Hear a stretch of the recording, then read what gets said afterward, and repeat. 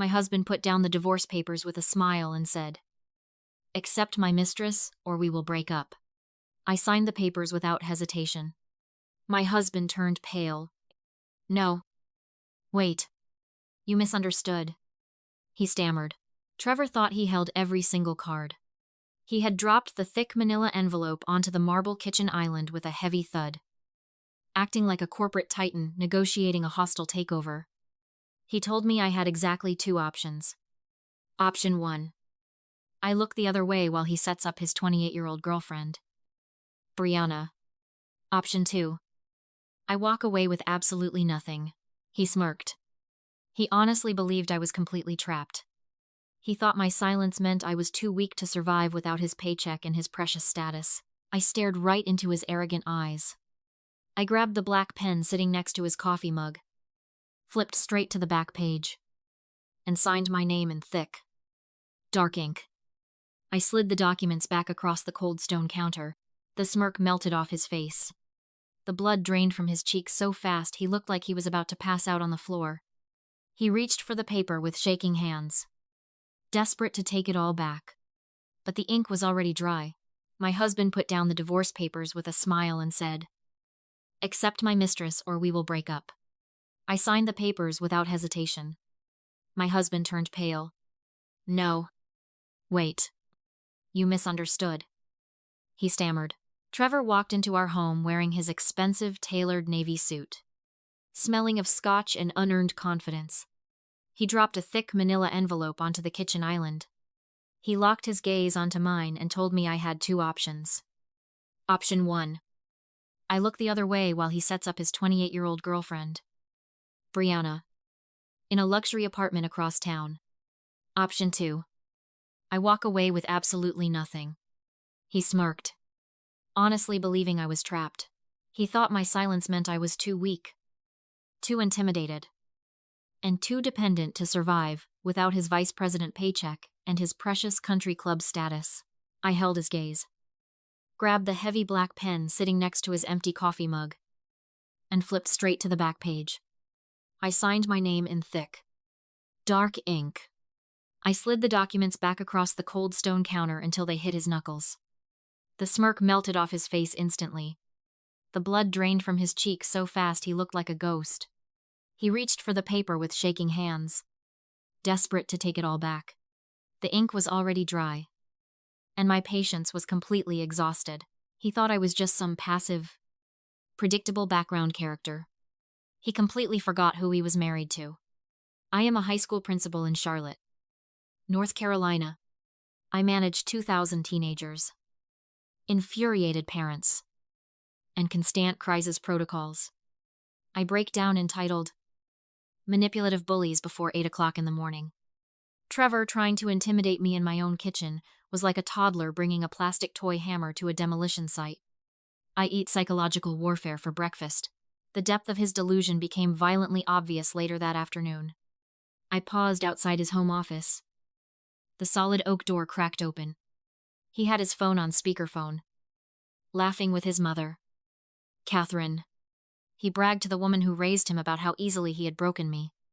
He called me spineless, too old, and too terrified of losing my comfortable routine to ever leave him. Catherine chimed in, her voice dripping with aristocratic condescension. She called me a pathetic housewife, stating a man of his corporate caliber naturally needed a more vibrant, youthful outlet. They mocked my quiet reaction to the divorce papers, laughing at the tears I had swallowed back earlier that week. They had no idea those tears were a completely different emotion. I was mourning the husband I was about to systematically erase from existence. Hearing them celebrate my supposed weakness completely killed any lingering ounce of mercy I had left. Trevor packed an overnight bag, whistling cheerfully, and told me he was going to a corporate leadership retreat. The second his sedan disappeared, I grabbed a roll of heavy-duty industrial trash bags, walked into his walk-in closet, and emptied it entirely. Designer suite, silk tees, Italian leather shoes. I stuffed them into plastic bags and threw them onto the front porch. Then, I pulled up the security application on my smartphone and digitally deactivated his access codes. changing every single smart lock on the property. The fortress was officially sealed. With the house secured, I needed to know exactly what kind of financial wreckage I was dealing with.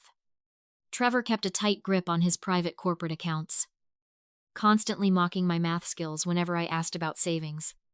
In the dusty garage, while boxing up his vintage golf clubs, my hand brushed against something stiff hidden inside a side pocket. I pulled it out. It was a physical bank statement from a private wealth management account he had never mentioned. One glance at the heavy black ink confirmed an absolute nightmare. Trevor had executed a massive, authorized wire transfer to a newly formed shell company. $250,000. Gone in a single business day. He bypassed his own corporate bonuses entirely. He had completely liquidated our children's college funds and the emergency medical trust we painstakingly set up. He stole his own children's future to buy Brianna a luxury penthouse condo downtown. Trevor was incredibly cheap. He would never part with $250,000 just to play sugar daddy.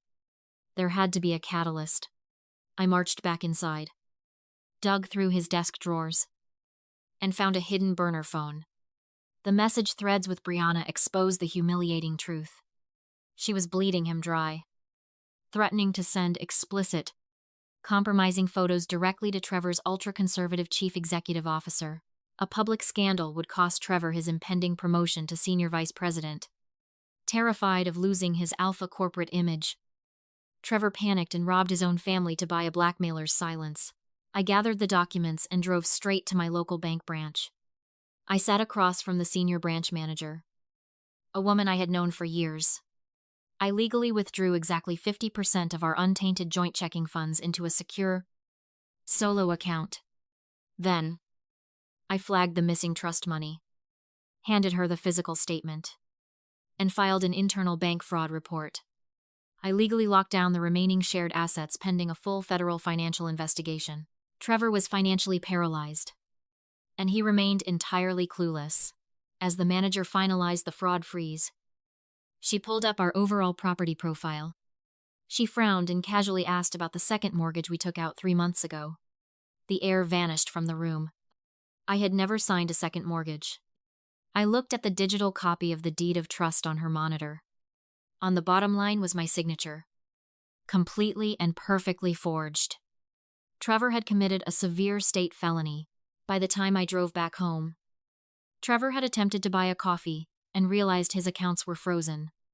Rushing back, he found he could not get past the new smart locks.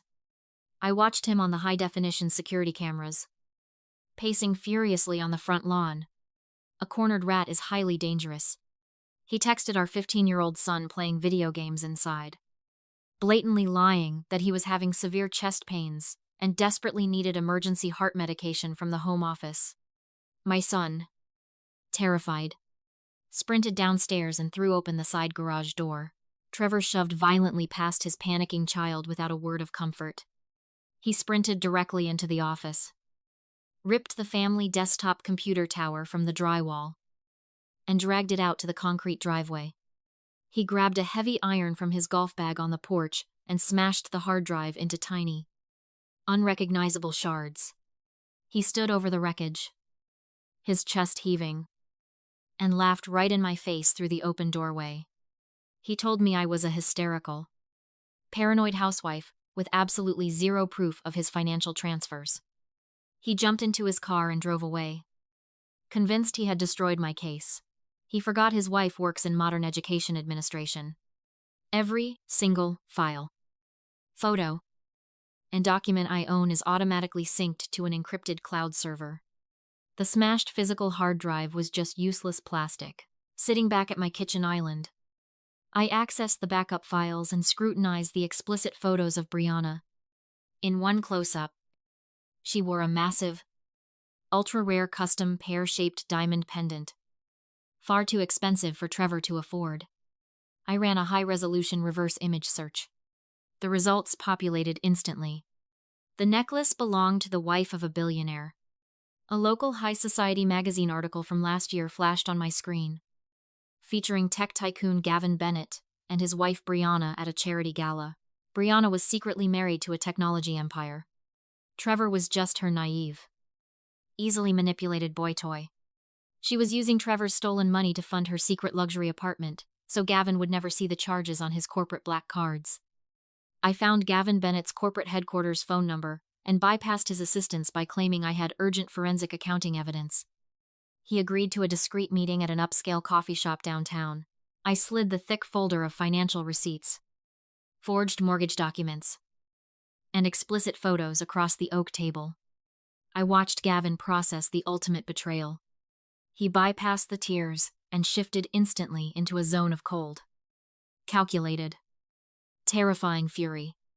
Two betrayed spouses formed an impenetrable alliance to orchestrate absolute destruction. The Logistics Prime annual corporate gala was held in a sprawling, elegant ballroom. This was supposed to be Trevor's crowning moment. He stood near the center stage, puffed up in a freshly tailored tuxedo he bought on credit. He was surrounded by the corporate elite, moments away from being officially announced as the new senior vice president. He looked entirely untouchable, completely unaware of the guillotine suspended directly over his neck. The heavy mahogany ballroom doors swung open with a deafening crash. Gavin Bennett marched into the room, flanked by 4 massive men from his private corporate security team. The live jazz music died instantly. The silence in the cavernous room was heavy and suffocating. Gavin walked straight toward the front and addressed Trevor directly, his voice echoing perfectly across the vast room. He spoke with the quiet, lethal precision of a man who owned everything he surveyed. He exposed his wife Brianna's double life to 300 of Charlotte's most influential business leaders. He announced clearly that he had officially voided her strict prenuptial agreement due to documented infidelity, and that his legal team had completely cut off her access to all financial accounts. She was left with absolutely nothing. Crying near the back exit, Trevor stood completely frozen. The color drained from his face, and heavy beads of sweat formed on his forehead. His breathing grew shallow as he realized he was not the wealthy savior of a young girl. He was the pathetic mark in a long, devastating con. I stepped out from the shadows at the back of the crowd, wearing a stunning crimson-red dress. I walked straight past Trevor, ignoring his pleading eyes, and handed his chief executive officer a thick leather binder. Inside was the official, stamped federal bank fraud tracking number, the signed police report for the forged second mortgage, and the exact paper trail of the stolen $250,000 from our children. I leaned in and whispered so only the executive could hear my words. Federal agents are auditing his personal and corporate accounts on Monday morning. Jim, do you want Logistics Prime's name attached to a federal indictment for wire fraud and embezzlement? The executive looked down at the damning documents, looked up at Trevor's pale, terrified face, and acted purely out of ruthless corporate self-preservation. He fired Trevor on the spot, severing all company liability instantly. Corporate security grabbed Trevor roughly by the arms. He struggled, his expensive tuxedo jacket tearing loudly at the shoulder seams. He looked wildly across the silent room, his eyes finally locking onto mine. He begged me to help him, pleading that it was all a terrible misunderstanding and that he would give the money back. I stood there in my red dress, holding the gaze of the man who tried to destroy my sanity, and I simply smiled. They dragged him backward out of the double doors, his protests echoing down the empty hallway. Broke, unemployed, deeply in debt, and permanently kicked out of his luxury corporate world. Trevor ended up living in a cheap, roadside motel on the industrial edge of the city. A true narcissist never surrenders. They just look for a new angle to inflict pain. Driven by pure, toxic spite, he attempted one final, incredibly petty counterattack. He pulled out his unreturned company laptop while sitting on a stained mattress. He tried to hack into the school district's secure parent and staff portal, intending to use my principal administrative credentials to send fabricated, racist, and career-ruining emails to the entire school board. He wanted to completely destroy my professional reputation. Gavin and I had anticipated his fragile, vindictive ego perfectly. I had already worked closely with the district technology department to set a highly sensitive digital tripwire on my account. Logging into a secure government educational database with stolen credentials is a direct, severe violation of the Federal Computer Fraud and Abuse Act. At the exact same time he hit the login button, Gavin's corporate security team remotely activated the hidden mobile device management tracker permanently embedded in the stolen company laptop. Trevor hit the enter key in his dingy motel room, grinning, thinking he had finally leveled the playing field. Instead, his screen locked instantly, freezing on a flashing red security warning. Less than 3 minutes later, the wail of sirens pierced the night, and red and blue police lights flooded heavily through his cheap motel window blinds. They kicked the particle board door open and arrested him mid-hack, slapping handcuffs on his wrists and officially adding federal cybercrimes to his pending state forgery and embezzlement charges to permanently seal the perimeter around my family. I took the multiple felony indictments straight to family court the very next morning.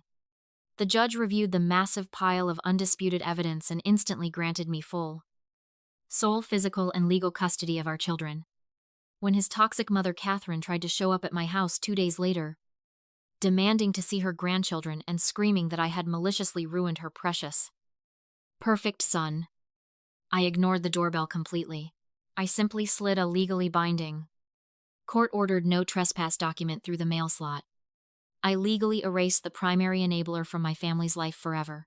The criminal justice system moves slowly, but it crushes absolutely everything in its path. The federal judge eventually sentenced Trevor to 6 harsh years in a federal correctional facility, with 0 eligibility for early parole.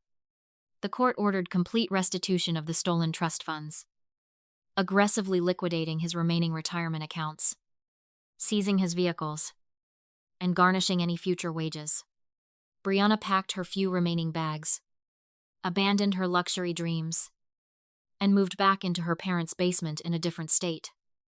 Entirely exiled from the high society she tried so desperately to manipulate, the local community reaction was swift and merciless. Trevor was blacklisted from every country club, professional organization, and social circle in Charlotte. He lost far more than just his physical freedom.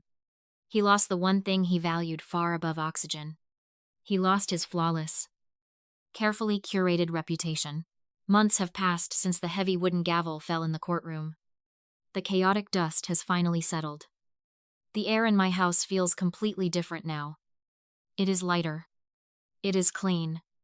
It is quiet. I am sitting in my living room right now, looking out at the blooming garden in the backyard.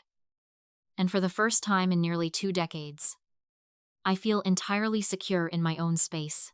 A few weeks ago, I received a standard white envelope in the mail. The return address was stamped by a federal holding facility. It was a handwritten letter from Trevor. He spent 3 densely packed pages trying to desperately guilt-trip me. He said he was suffering in his cell. He said he only did what he did because the immense pressure of providing for our family broke him. He claimed he was a victim of immense corporate stress. He was still actively trying to manipulate the narrative from behind concrete bars, refusing to take a single ounce of genuine accountability for his actions. I swallowed the lump in my throat, not out of sadness, but sheer exhaustion. Anger never materialized. The urge to write back and correct his twisted, pathetic version of reality completely vanished.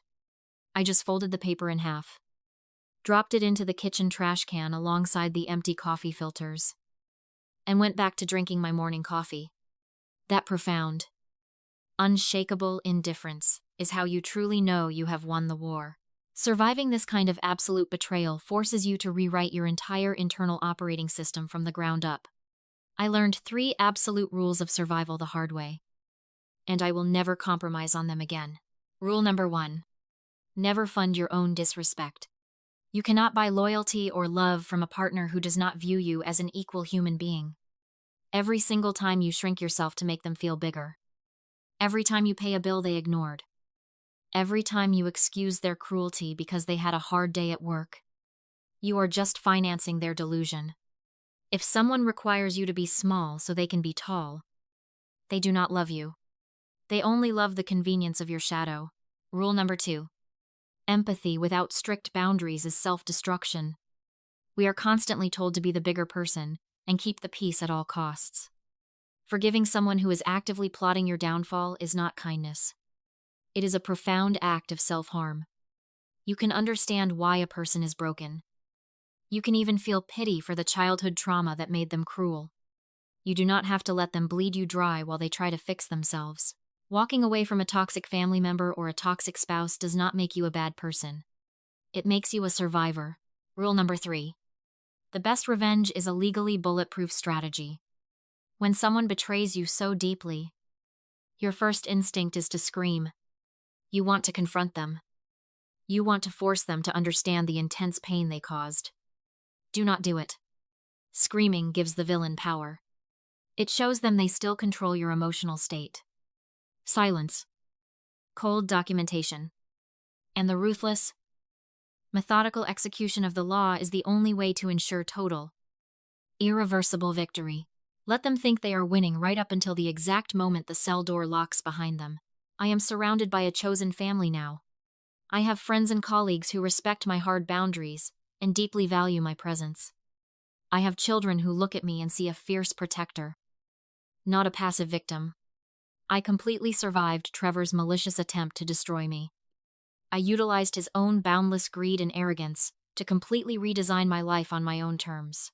Have you ever had to stop being the bigger person just to survive? Have you ever had to look at someone you deeply loved and realize they were the actual villain in your story?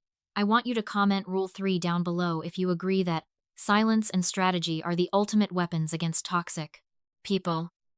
Share this video with anyone in your life who feels financially or emotionally trapped by a master manipulator. Remind them that the cage is only locked if they refuse to turn the key. Subscribe for more stories of reclaimed power, unyielding justice, and the beautiful, quiet peace that comes after the storm. You are so much stronger than the people who underestimate you.